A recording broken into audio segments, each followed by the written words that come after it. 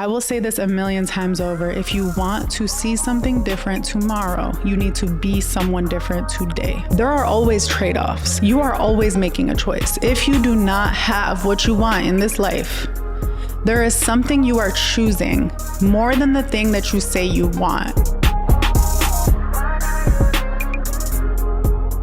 Testing 1, 2, 3. The reason that your life is not changing is because you are not pissed off enough.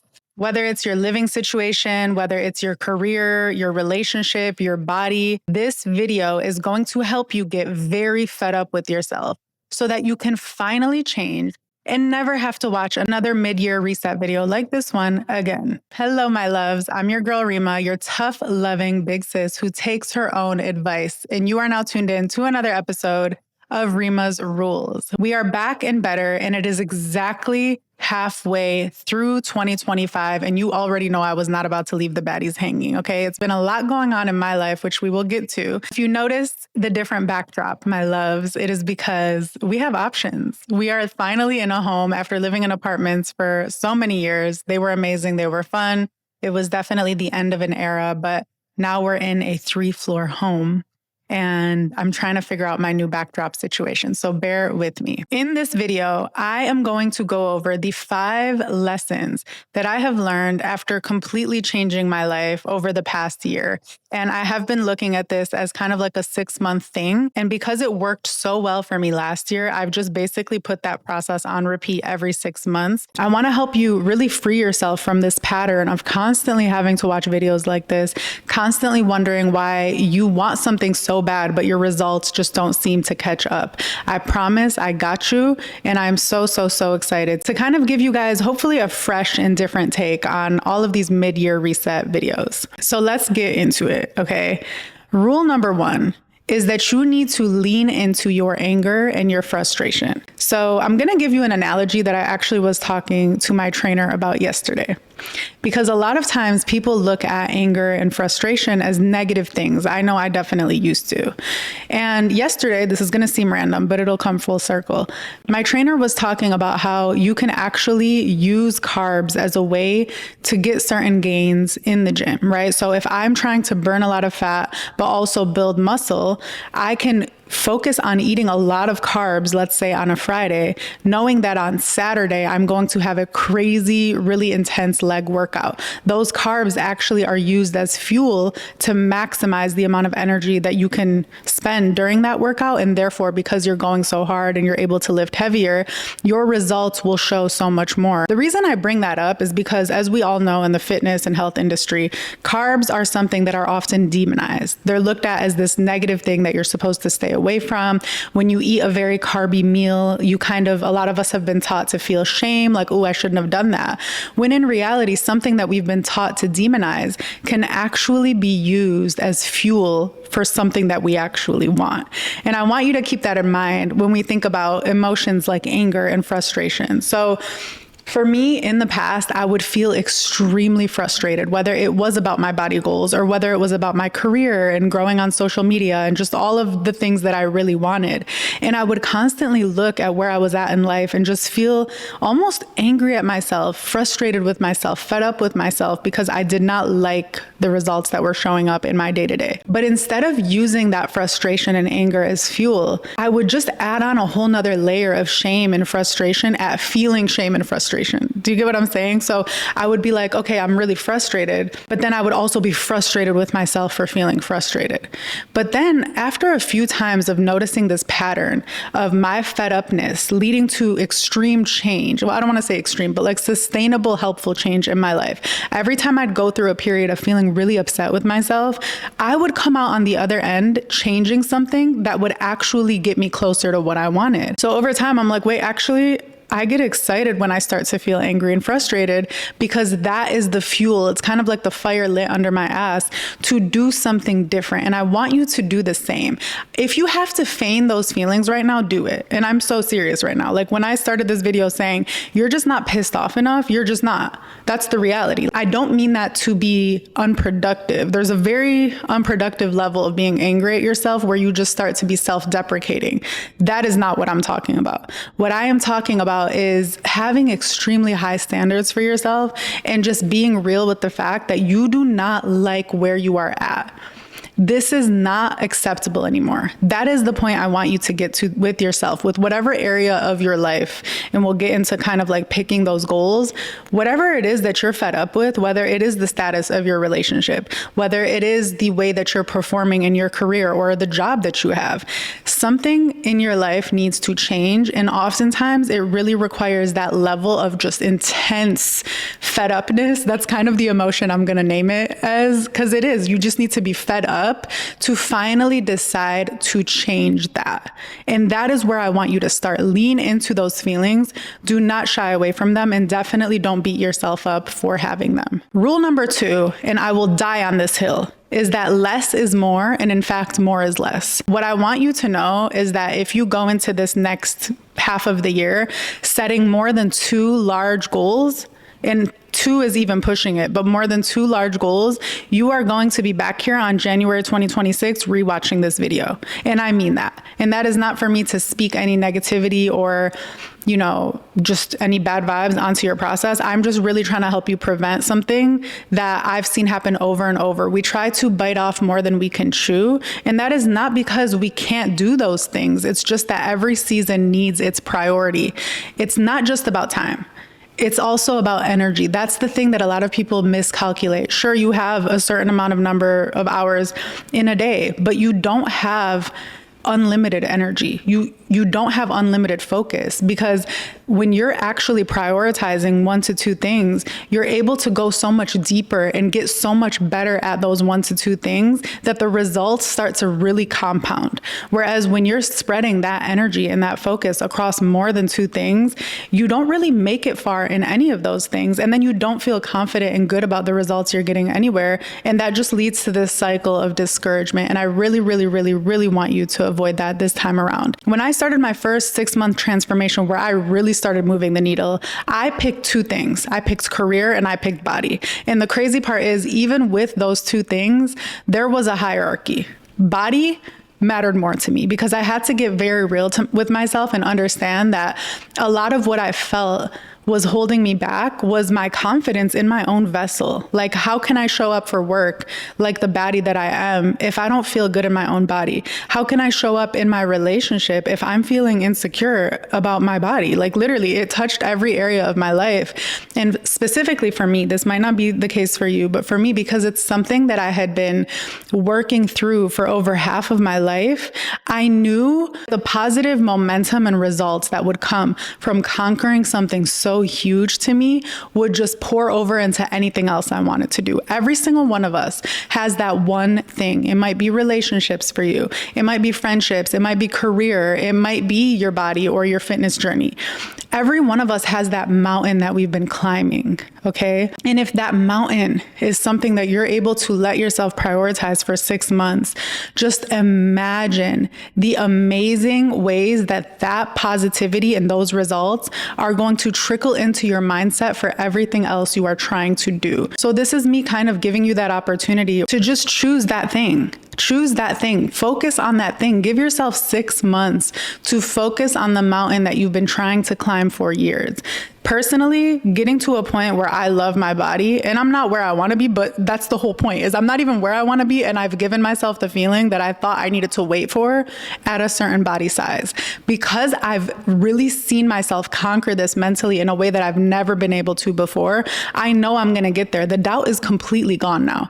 The doubt is completely gone, and now I'm just letting the process play itself out. Like, it's automatic. But what's so cool about that is, even though I focused on my body and my career for these past 6 months, there are other things that I used to doubt I'd be able to do that have nothing to do with those 2 arenas, that because I've conquered it in the thing that was most important to me, I have no doubt that I'm able to do things. So a funny example is, like, there was this joke in my friend group that I can't really dance like that. Okay. Like, I could do the cute little, I can move my shoulders, but like, when it comes to just dancing and having rhythm, like, I would be shy and it would just discourage me from actually trying to learn. Now I'm like, bro, if I focus on this shit, watch out for me. Like, if I really want to learn how to dance, now I know I can.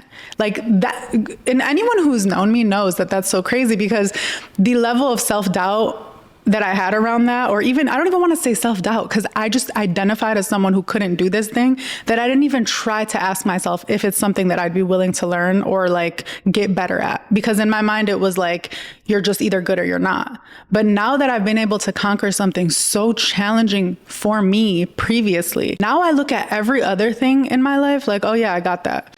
If I really want to, I could do it. There's a level of cockiness that I just want you to have that can only be achieved if you allow yourself to focus so much on that thing. Give yourself the gift of clarity and focus. Please, please, if you have 3 or more goals written down, I need you to eliminate 1 and bring it down to 2. Trust me and come back in 6 months and thank me. Rule number 3. Every single day involves a trade-off. What will you choose? I want to tell you guys some fun confessions since the last time we spoke about rebranding our life. I have been wanting to lose weight. Like I said, I've been very transparent about it over the past year. I just confessed to you guys that I'm not where I want to be. I feel freaking phenomenal about where I'm at.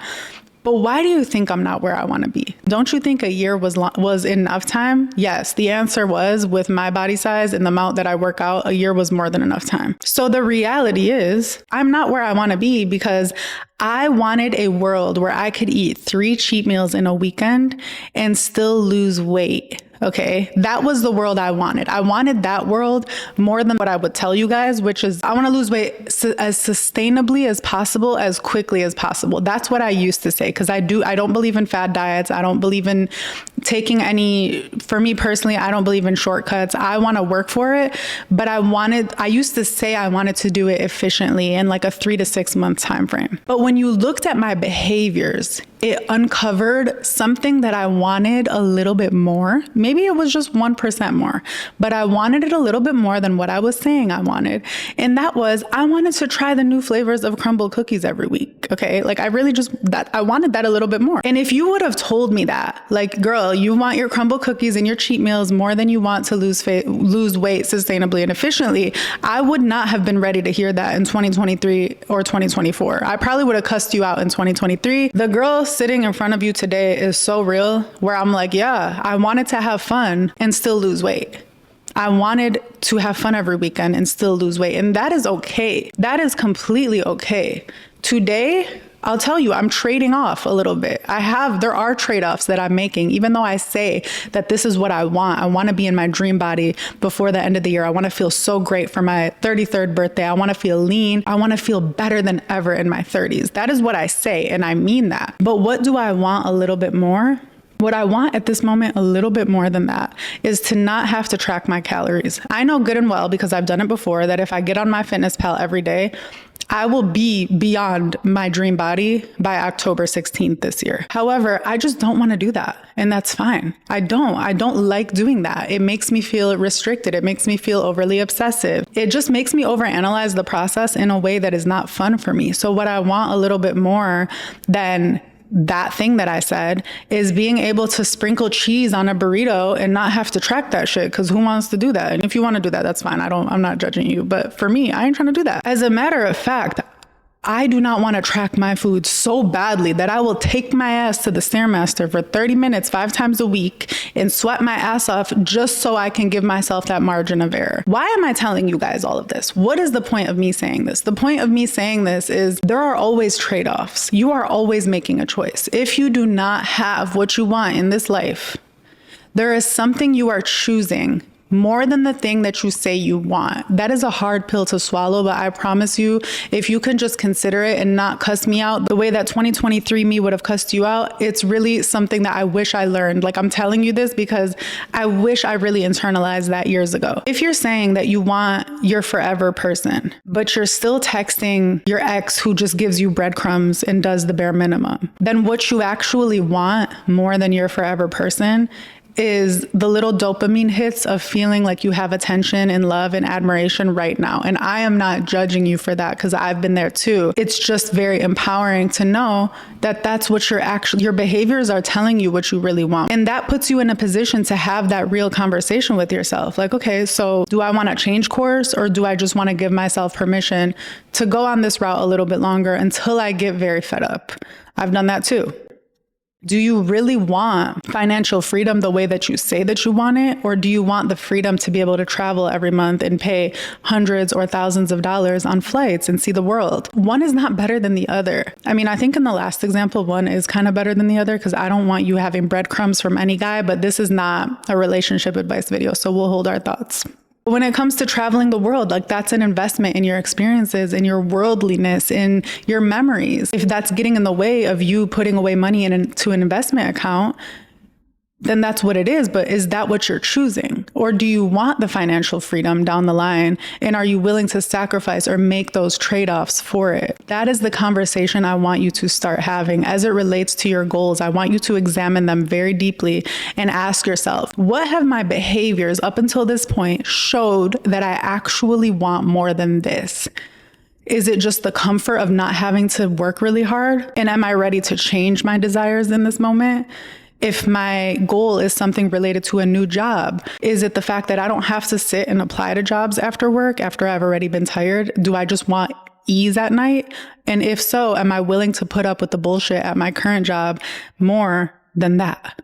Do you get what I'm saying? I really hope this one is clicking to you, but it just puts you in the driver's seat and allows you to do something different than you've done it before so that you don't end up in the same place 6 months from now as you are right now. I will say this a million times over. If you want to see something different tomorrow, you need to be someone different today.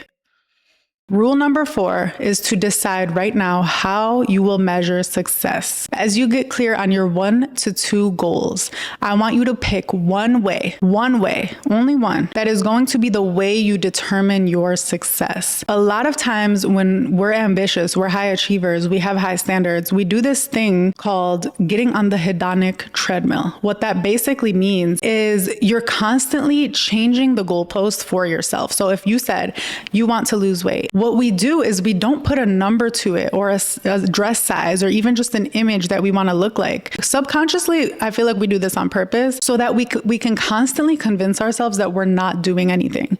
And the crazy part is a lot of us will actually get to the weight that we want. But because we've never outlined what success looks like, we'll convince ourselves that we're not there and that we need to do more. I am all for having high standards for yourself, but I need you to outline specifically what success looks like. If this is a career related goal, is there a revenue goal that you're trying to hit every month as an entrepreneur or even as a corporate baddie? Is there a salary that you're trying to hit? Will you allow yourself to feel that you've succeeded? That won't make you less ambitious, I promise.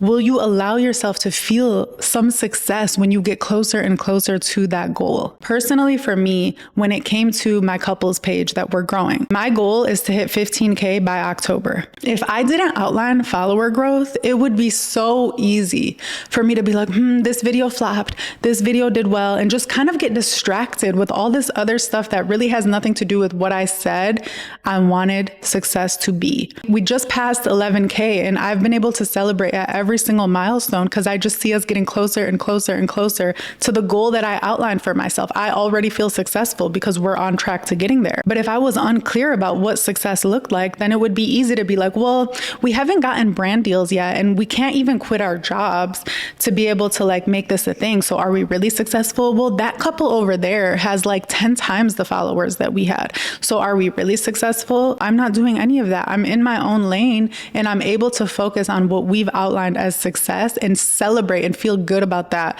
because my goals are so clear. Now, I'll give you one that's not really quantifiable because I think those also count too. I stopped weighing myself over a year ago. I have not seen the number on a scale and I do not want to see it and I could not care less, okay? And as a matter of fact, I care too much, which is why I don't look at it. So the way that I've been able to outline success is I have an image of what I want to look like, which happens to be a past version of me. Now, when I record my workout videos, I'm able to look at my progress from month to month. I try not to do it from day to day and stuff because our bodies do change so much as women, but I see myself in the same clothes and I'm like, girl, you look so different. You know, my face structure in a lot of the videos and in a lot of my content, I'm like, wow, I can literally see the change. And that gives me so much of a positive feeling to keep going because I've outlined what success looks like. It enables me to feel successful along the way, thus creating more opportunity for success. So please, for each goal, choose one specific way that you are going to measure your success. What does success look like for each of those goals? I need you to outline that right now. Last, but most importantly, this process belongs to you and you only. I need you to internalize that, like not even just logically, but emotionally. This process is yours. It is like the most intimate thing that you could possibly have. It is literally something you are birthing. You are giving birth to these results in your life. This is you. You are nursing this child inside of you, okay? And it is yours.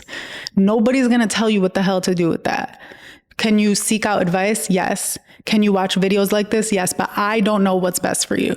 Neither does whoever else you're going to watch right after this. They do not know what's best for you. That is why it is so important that I don't come on here and tell you what to do. If you copy and paste my process, you'll be shortchanging yourself, because you can find a process that is so much better fitted for you than the one that I used. And I just want to assure you, before I give you some tactical steps here, you deserve something custom. You deserve a process that is tailored for you and your specific needs and your specific desires. I can find you at least 100 videos that will tell me that I need to weigh myself and that I need to track my calories, and they won't be wrong. Those things work for a lot of people. The reason that I've gotten this far and I've been able to break these incredible barriers that I hadn't been able to break in the past is because I understood where my body image issues were coming from.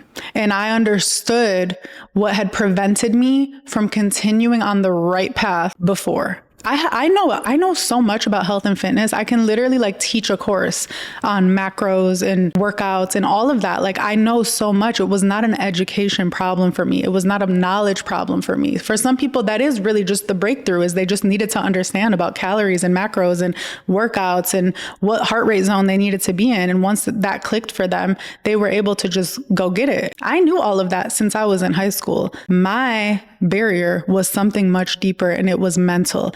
And I understood that while it could be helpful to see my weight week after week, for me, that was the thing that was keeping me distracted and keeping these stories and beliefs on loop in my head that would make me sabotage everything. That was a deep self-awareness thing for me. And that's what I'm really pushing you towards right now, is crafting a process that is based on self-awareness. So here are some questions that I really want you to ask yourself, and like honestly journal about this, because it's going to be the thing that makes the difference in your process this time around. I want you to reflect on the following. What have I tried in the past? List out anything, whether it's worked, didn't work, something in between.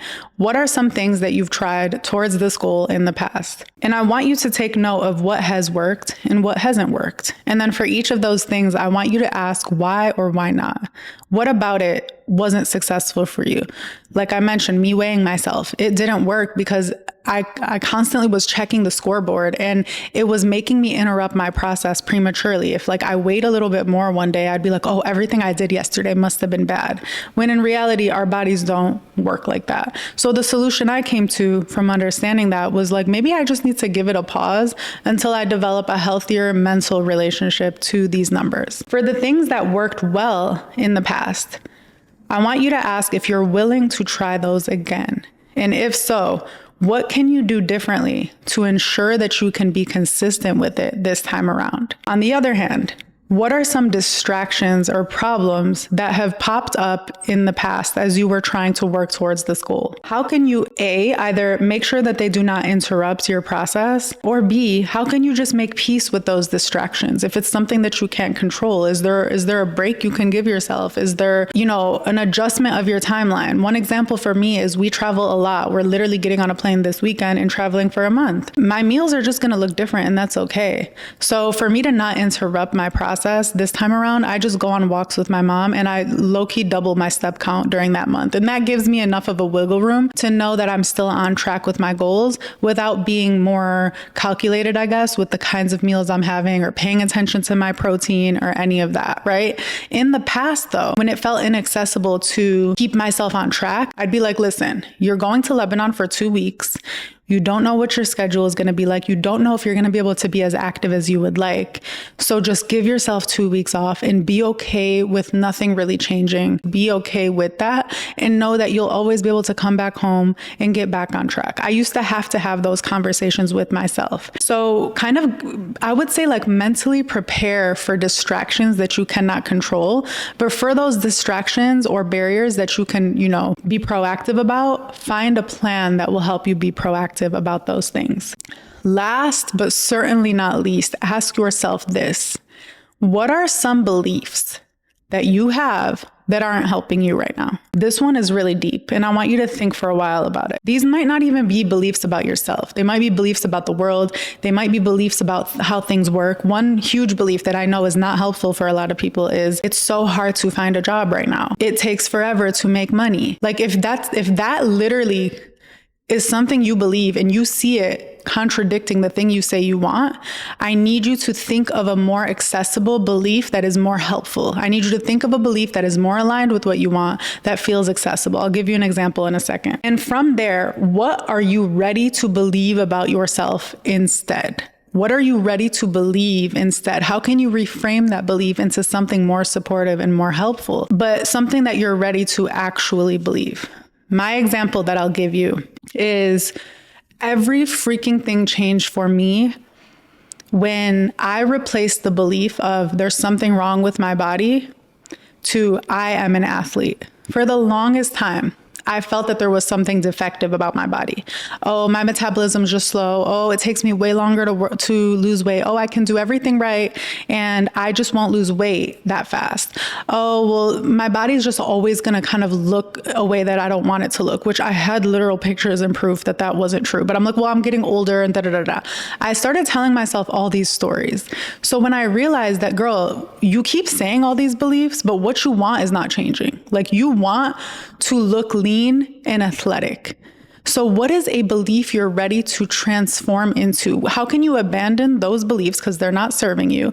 And yeah, you're not going to immediately just inverse those beliefs and believe in the opposite of my body's perfect and there's nothing wrong with it. No, that wasn't accessible to me at that time because part of me still, I had 1 foot into the old belief and 1 foot into something new. The belief that changed everything for me, which I could get down with because I knew it was true, is that I am an athlete. For the longest time, my whole entire life, ever since I was a kid, I've been extremely athletic. I can pick up sports this quick, things that I'd never done in the past. I could get good at them very quickly. And so I started using that belief that I had. I started using that every day in the gym, and it just trickled into every other part of my life. I drink water because I'm an athlete. If I don't go to the gym a certain day, I walk because I'm an athlete. If I'm presented with certain food choices, I'm going to prioritize protein because I'm an athlete. My body needs that. When I am at the gym, I'm going to push myself super hard because I'm an athlete. I'm going to lift heavier because I'm an athlete. So my last kind of charge to you is, of those beliefs that are no longer serving you, what is a belief that you already have that you can just bring back up to the surface that is way more aligned with where you're trying to go? And how can you use that belief or that identity to help you make progress towards your goals? What are you now ready to believe about yourself or about the world that is much more aligned with where you say you want to go? I really, really hope this was helpful. My love, in a world of like freaking ChatGPT therapists and doctors, I just want you to know that like you have the answers. Not ChatGPT. Use it as a tool. Use me as a tool. Use whatever else you're about to do as a tool, but you have the answers with you. You don't need us to tell you what to do. You know what to do because you know what's worked and what hasn't worked, and only you understand how badly you want the thing that you want. So I really hope this video can help you get so fed up, and more importantly than getting fed up, I hope it gives you the hope that things can change as soon as you decide you're ready to change those things. Things can change as soon as the life that is in front of you that you know is within reach seems so much more appealing to you than the life that you're living right now. I need you to get so fed up and low-key disgusted with the way that things are right now so that you can do what is necessary. You can make the changes and adjustments that are necessary to start pulling that other life towards you, because that's literally all it takes. Whew. I love you so much. so much. I am so happy you're here. I am sending you all the best vibes, the most amazing vibes for the rest of this year. And I can't wait for you to check in with me as you go along this journey and start implementing these really groundbreaking changes into your life. I hope this video left you even more powerful than it found you. I love you so much, and I'll see you on the next one. Bye.